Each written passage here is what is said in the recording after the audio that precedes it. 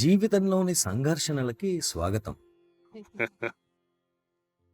Trying to convince others, you will always fail. Don't try it. Practice yourself. It's for yourself. ఇతరులను ఒప్పించే ప్రయత్నంలో మీరెప్పుడూ విఫలమవుతారు. ప్రయత్నం చేయకండి. ధ్యానం మీరు మీకోసం చెయ్యాలి. మీ జీవితబద్ధంలో వచ్చే మార్పులు ఇతరులు గమనించినప్పుడు, మనం వెళ్ళలేని దారిలో ముందుకు వెళ్తూ ఆమె ఏదో పొందుతోంది అని వాళ్ళంటారు.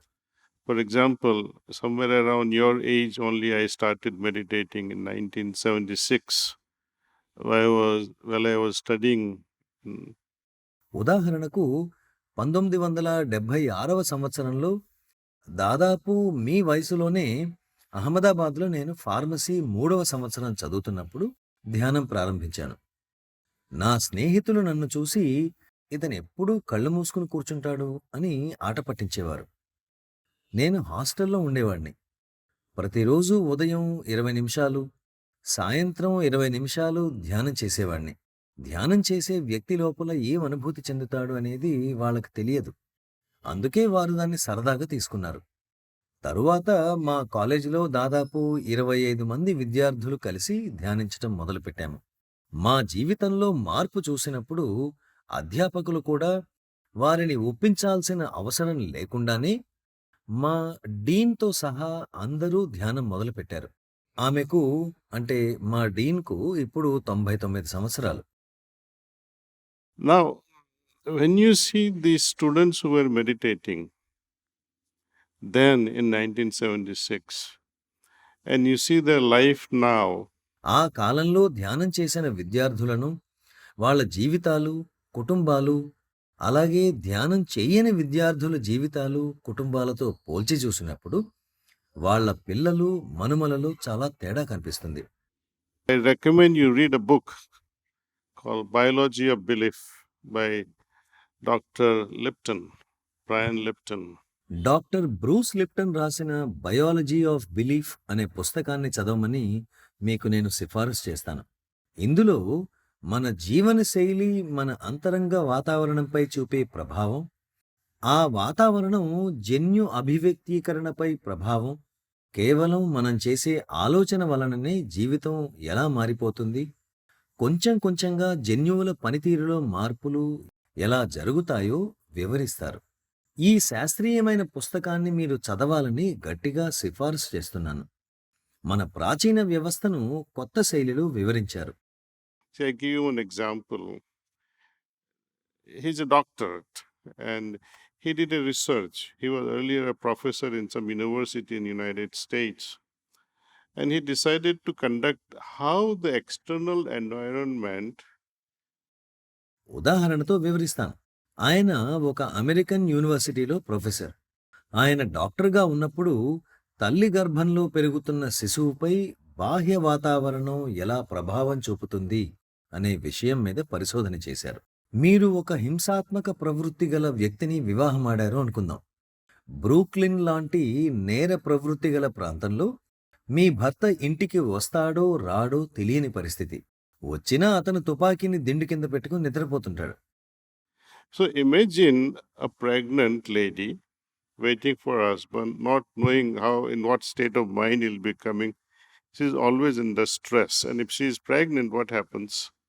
Because of that stress. అలాంటి వాతావరణంలో ఒక గర్భవతి ఎప్పుడూ ఒత్తిడిలో ఉంటుంది. ఫలితంగా ఆమె శరీరంలో సింపథెటిక్ నాడీ వ్యవస్థ సక్రియం చేయబడి స్ట్రెస్ హార్మోన్స్ విడుదల చేయబడతాయి. దాని వలన రక్త ప్రవాహం కడుపు, ఊపిరితిత్తులు, మెదడు వంటి ప్రాంతాల నుండి దూరమై చేతులు, కాళ్ల వైపుకి ఎక్కువగా వెళ్తుంది. So now what happens? Embryo that is growing within mother, because of that stress, baby had nothing to do with the outside. దాని వలన గర్భంలోని శిశువుకు కూడా రక్త ప్రవాహం చేతులు, కాళ్ల వైపు ఎక్కువగా వెళ్ళి మెదడు, ఊపిరితిత్తులు, జీర్ణ వ్యవస్థకు రక్త ప్రసరణ తగ్గుతుంది. So a mothers to be who remains under stress. ఫలితంగా శిశువు తక్కువగా అభివృద్ధి చెందిన మెదడు, తక్కువ జీర్ణ వ్యవస్థతో జన్మిస్తాడు. మెదడులోని ఫ్రంటల్ కార్టెక్స్కు రక్తం తగ్గినప్పుడు ఆలోచనా శక్తి బలహీనమవుతుంది. మెదడులోని రియాక్టివ్ బ్రెయిన్ ఎక్కువగా సక్రియం చెంది రియాక్టివ్ స్వభావం కలిగిన వారిలా తయారవుతారు. Attention deficit hyper activity disorder ADHD దాంతో కూడా బాధపడవచ్చు. కాబట్టి తల్లి గర్భంతో ఉన్నప్పుడు ఒత్తిడికి గురైతే తరువాతి తరం జీవితాలను ప్రభావం చేస్తుంది. కానీ పుట్టిన పిల్లలు తల్లి యొక్క ఒత్తిడితో కానీ తండ్రి యొక్క జీవన విధానంతో గానీ సంబంధం కలిగి ఉండరు. And that's why in our Indian traditions, in olden days, moment in-laws they learned that daughter-in-law is pregnant, you know what they used to do? Send her Maike. అందుకే మన భారతీయ సంప్రదాయంలో పూర్వం కోడలు గర్భవతి అని తెలిసినప్పుడు అత్తమామలు ఆమెను పుట్టింటికి పంపేవారు. అక్కడ ఆమె దైవ సంబంధమైన విషయాలతో, పుస్తక పఠనంతో ప్రశాంత వాతావరణంలో ఉండేది. వాళ్ళు ఆమెను గారాబంగా చూసుకునేవారు.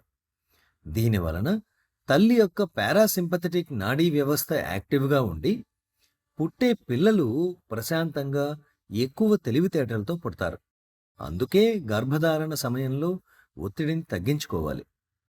లేకపోతే తల్లినే కాక తరువాత తరాలపై కూడా ప్రభావం చూపుతుంది. మరొక విషయం ఏంటంటే విద్యార్థులు ఒత్తిడి తగ్గించుకోవడానికి మాత్రమే ధ్యానం చేయడాన్ని నేను సిఫార్సు చెయ్యను.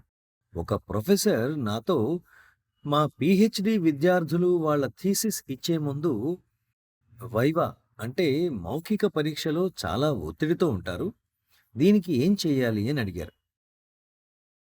ఒత్తిడిని ఎందుకు తొలగించాలి? వాళ్ళు ఒత్తిడికి గురైతేనే మంచిదే అని నేను చెప్పాను. అలా ఎందుకంటే విద్యార్థులు స్ట్రెస్ లేకపోతే చదవరు, వారు దానికి అర్హులు. ఈ స్ట్రెస్ అనేది వారిని చదివేలా చేస్తుంది. స్ట్రెస్ అనేది వారికి అవసరం. వాళ్ళు బాగా చదువుకుంటే వారికి ఒత్తిడికి ఉండదు కదా. ధ్యానాన్ని చదువు యొక్క ఒత్తిడి తగ్గించుకోవడానికి వాడితే అది హానికరం. If the only purpose is stress, but meditation can also help you. ధ్యానాన్ని సరిగ్గా ఉపయోగించినప్పుడు అది సహాయపడుతుంది. ధ్యానం సహజంగా ఎక్కువ తెలివితేటలు కలవానిగా చేస్తుంది.